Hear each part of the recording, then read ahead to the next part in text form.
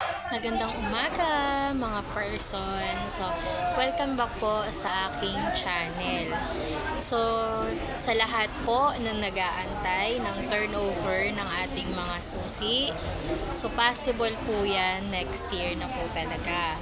Dahil ayon po sa office is parang wala na po ata sila ngayong kaso. So, nag-long weekend na po sila. So, sa mga nakapagbayad na po ng first monthly amortization, isubmit nyo na po yan sa Mulan. Then, hindi pa po kayo siguro ngayon mapifeedbackan yan kasi wala na nga po silang pasok. So, antayin na lang po natin na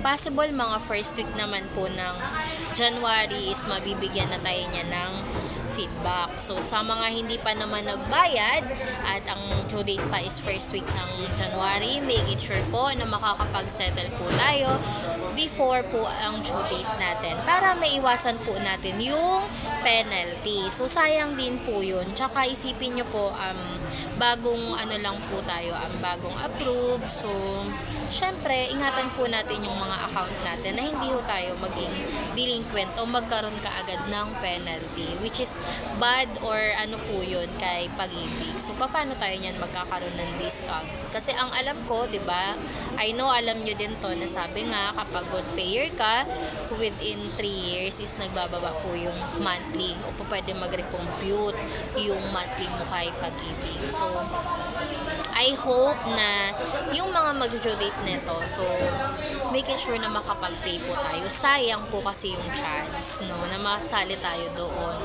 So, wala pa po talaga ako mabibigay na update dahil kahit ako man ay nag-aantay at nagtanong-tanong na din po ako.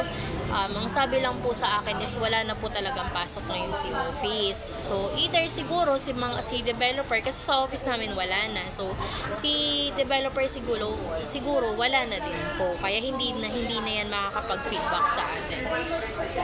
So, maybe next year, no? So, at least meron na tayong sure na inaantay. So, ikalma lang natin at enjoy muna natin yung season, yung holiday ngayon. Diba? Para pagdating ng next year is meron na naman tayong panibagong lakas para sa panibagong taon naman na